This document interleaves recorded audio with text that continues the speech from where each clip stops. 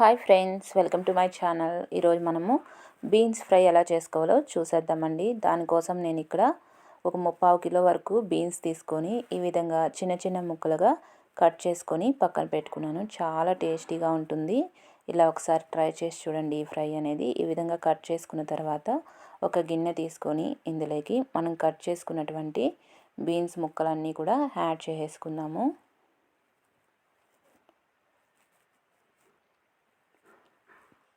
ఈ విధంగా ఇందులోకి యాడ్ చేసుకున్న తర్వాత రుచికి సరిపడా చూసుకొని రాళ్ళుప్పు కానీ లేదా సాల్ట్ కానీ యాడ్ చేసుకోవాలి. రుచికి సరిపడా చూసుకొని యాడ్ చేసుకోండి. అలాగే ఇందులోకి వాటర్ కూడా యాడ్ చేసుకోవాలి. ముక్కలు మునిగేంత వరకు వాటర్ అనేది యాడ్ చేసుకోండి.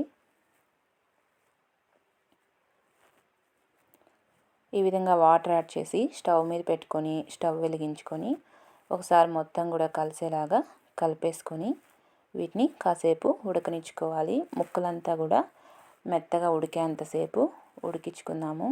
హెల్తీ అండి ఈ ఫ్రై అనేది, చాలా టేస్టీగా కూడా ఉంటుంది. మధ్య మధ్యలో ఒకసారి కలుపుకుంటూ ముక్కలంతా కూడా పర్ఫెక్ట్గా ఉడికేంత వరకు ఉడికించుకుందాము. ఇక్కడ చూసారా, మనకి ముక్కలు ఆల్మోస్ట్ ఉడికిపోయాయి. ఒకసారి ఇలా ప్రెస్ చేసి చూడండి. ఇలా ప్రెస్ చేస్తే మనకు అర్థమైపోతుంది ముక్కలు ఉడికాయా లేదా అనేది. ఈ విధంగా మెత్తగా ఉడికిన తర్వాత దుంకల గిన్నె ఉంటుంది కదా, ఇందులోకి పోసుకుంటే వాటర్ అంతా కింద వెళ్ళిపోతాయి. ఈ ముక్కలు మాత్రమే సపరేట్ అవుతాయి. వాటర్ ఏమాత్రం లేకుండా ఇలా వడపోసుకొని పక్కన పెట్టుకుందాం. ఇప్పుడు స్టవ్ మీద ప్యాన్ పెట్టేసుకొని ఒక 2 టేబుల్ స్పూన్స్ వరకు ఆయిల్ని యాడ్ చేసుకున్నాము. ఆయిల్ హీట్ ఎక్కిన తర్వాత ఇందులోకి ఆవాలు ఒక 1/2 టేబుల్ స్పూన్ యాడ్ చేసుకోండి. ఆవాలు చిటపట్లాడిన తర్వాత ఆనియన్స్ ఈ విధంగా పొడవుగా సన్నగా కట్ చేసి యాడ్ చేసుకోండి. అలాగే కరివేపాకు రెమ్మలు కూడా ఫ్రెష్గా ఉన్నవి యాడ్ చేసి ఇదంతా కూడా చక్కగా ఫ్రై అయ్యేంత వరకు ఫ్రై చేసుకుందాము. ఇలా ఇదంతా కూడా చక్కగా ఫ్రై అయ్యేంత వరకు ఫ్రై చేసుకొని ఇందాక మనం ఉడికించుకొని పక్కన పెట్టుకున్న ఈ బీన్స్ ముక్కలు కూడా ఇందులో యాడ్ చేసుకోవాలి. ఈ విధంగా బీన్స్ ముక్కలు కూడా యాడ్ చేసుకొని ఇదంతా చక్కగా ఫ్రై అయ్యేంత వరకు ఒక 5 నిమిషాల పాటు ఈ ఆయిల్లోనే ఫ్రై చేసుకుందాము. ఇలా ఆయిల్లో ఫ్రై చేసుకోవడం వల్ల బీన్స్ అంతా కూడా ఆయిల్లో ఫ్రై అయ్యి మంచి ఫ్లేవరు అలాగే టేస్ట్ కూడా చాలా బాగుంటుంది. ఈ విధంగా కాసేపు ఆయిల్లో ఫ్రై చేసుకుందాము. ఇలా ఫ్రై చేసుకుంటున్నప్పుడే ఇందులోకి ఒక 1/2 టేబుల్ స్పూన్ అంతా పసుపును కూడా యాడ్ చేసుకోండి. అలాగే ఆల్రెడీ మనం ఉడికించేటప్పుడు సాల్ట్ యాడ్ చేసాం కాబట్టి ముక్కల్లో సాల్ట్ సరిపోయిందా లేదా అనేది ఒకసారి చెక్ చేసుకొని సరిపోకపోతే లైట్గా సాల్ట్ అనేది యాడ్ చేసుకోండి. ఎక్కువ సాల్ట్ యాడ్ చేయొద్దు. ఆల్రెడీ మనం ముక్కలు ఉడికించేటప్పుడు యాడ్ చేసి ఉడికిస్తాం కాబట్టి యాడ్ చేసి ఇదంతా కూడా ఒకసారి బాగా కలిసేలాగా కలిపేసుకొని మరో 2-3 నిమిషాల పాటు ఇలాగే కాసేపు ఫ్రై చేసుకుందాము. ఈ బీన్స్ ఇలా ఫ్రై అయిన తర్వాత ఇందులోకి రెడ్ చిల్లీ పౌడర్ని యాడ్ చేస్తున్నాను.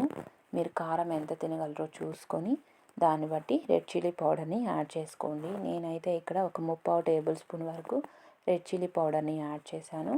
రెడ్ చిల్లీ పౌడర్ కూడా యాడ్ చేసి ఈ పచ్చివాసన అంతా కూడా పోయేంత వరకు ఫ్రై చేసుకోండి. ఇలాగే తిన్నా చాలా బాగుంటుంది. లేదా ఇందులోకి పల్లి పౌడరు లేదా కొబ్బరి పొడి వేసుకున్నా కూడా చాలా బాగుంటుందండి. నేనైతే ఇక్కడ వేయించి పొడి చేసుకున్న పల్లి పౌడర్ని ఒక 2 టేబుల్ స్పూన్స్ వరకు యాడ్ చేస్తున్నాను. మీకు పల్లి పౌడర్ ఇష్టం లేకపోతే నువ్వుల పౌడరు లేదా కొబ్బరి పౌడర్ అయినా కూడా యాడ్ చేసుకోవచ్చు. నేనైతే పల్లి పౌడర్ని ఒక 2 టేబుల్ స్పూన్ వరకు యాడ్ చేసి ఒకసారి మొత్తం కూడా కలిసేలాగా కలిపేసుకొని స్టవ్ ఆపేసుకున్నానండి. ఇలా ప్రిపేర్ చేసుకున్న ఈ ఫ్రై అనేది వేడి వేడి రైస్లోకి అలాగే తిన్నా బాగుంటుంది. లేదా పప్పు, సాంబార్, రసం ఇలాంటి వాటికి సైడ్ డిష్గా కూడా బాగుంటుంది. నేను మరి కాస్త పౌడర్ని యాడ్ చేస్తున్నాను. నాకు కొంచెం ఎక్కువగా ఉంటే ఇష్టం పల్లి పౌడరు, అందుకని మరి కాస్త యాడ్ చేసి మొత్తం కూడా ఒకసారి ఫ్రై చేస్తున్నాను. మీరు చపాతీకి ఇలాంటి వాటికి సైడ్ డిష్గా పెట్టుకొని చపాతీతో తిన్నా కూడా చాలా బాగుంటుందండి. మీరు కూడా ఒకసారి ట్రై చేసి చూడండి. ట్రై చేసి నా వీడియో కనుక నచ్చితే నా ఛానల్ని తప్పకుండా సబ్స్క్రైబ్ చేసుకోవడం మాత్రం మర్చిపోకండి. అలాగే లైక్ చేయండి, షేర్ చేయండి, కామెంట్ చేయండి, పక్కన ఉన్న బెల్ ఐకాన్ని క్లిక్ చేసుకోండి. Bye friends.